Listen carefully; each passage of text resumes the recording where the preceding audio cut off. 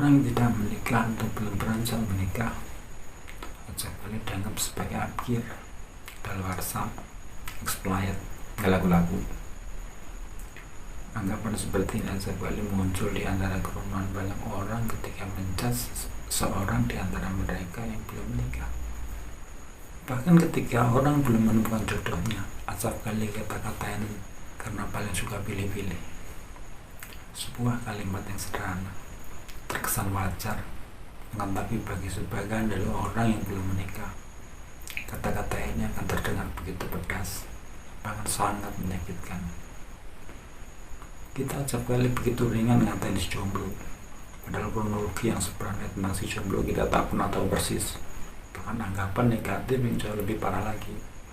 Ada aja ketika orang melihat seorang lelaki yang tidak menikah atau belum beranjak menikah, dianggapnya sebagai umum. Atau yang tak kalah kecil dari tuduhan yang sejenis adalah tervonis sebagai perzina. Sungguh tidak seperti yang kita pikirkan. Bahkan Tuhan akan melaknat tuduhan atau anggapan seperti itu dengan hukuman yang teramat sangat mengerikan. Karena Tuhanlah yang paling tahu, bahkan Tuhan yang maha tahu dari sekedar makhluk yang bisanya hanya asal ngomong atas dasar sok tahu. Bahkan seorang teman tidak selalu tahu tentang privasi yang paling dalam dari sekedar berteman, dari sekedar bersahabat. Seperti saya dengan salah seorang teman, sebut saja si Jack. Jack adalah teman seusia saya.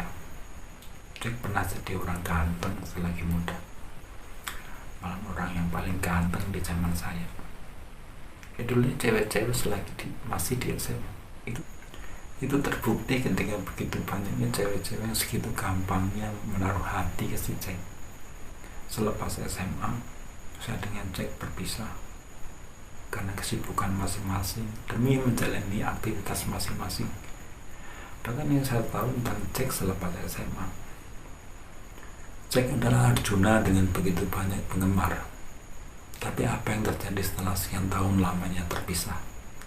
Begitu terkejutnya saya ketika mendengar berita tentang Jack yang sampai sekarang tak kunjung menikah. Dari medsos saya luangkan waktu buat jalan komunikasi dengan Jack, sekitar jalin cerita, reunian kecil-kecilan lewat dunia maya.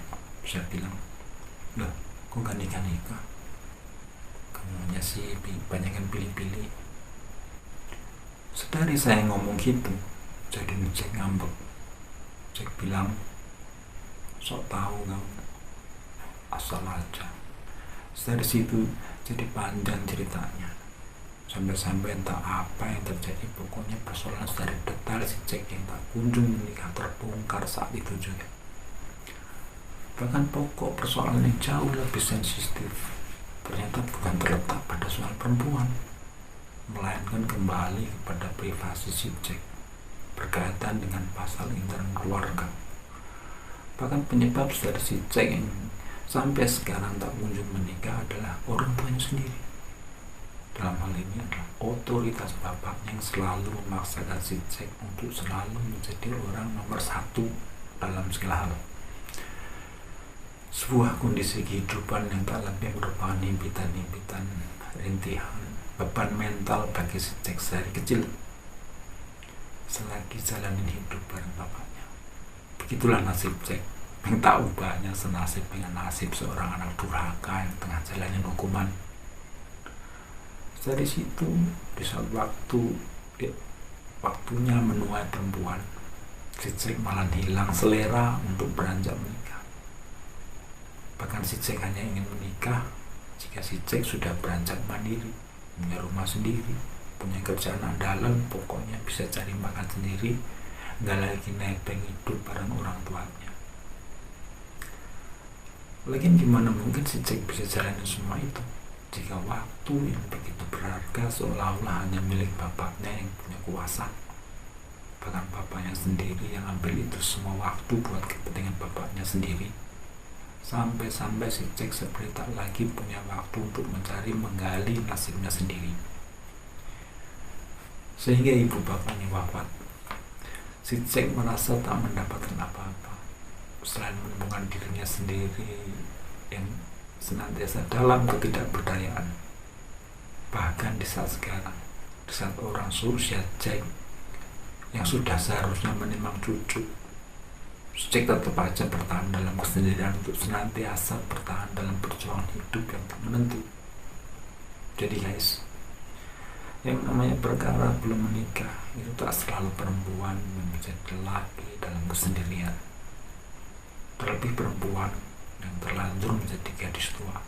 Entah apa persoalannya, kita tak seharusnya mencat orang dengan segitu mudahnya. Jika kita memang ingin peduli dengan orang yang belum menikah, alangkah baiknya secara pribadi, secara empat mata kita tanya-tanya dulu tentang apa yang menjadikan seseorang tak juga beranjak menikah. Begitu seharusnya jika ada niat baik kita untuk bersikap peduli ke orang.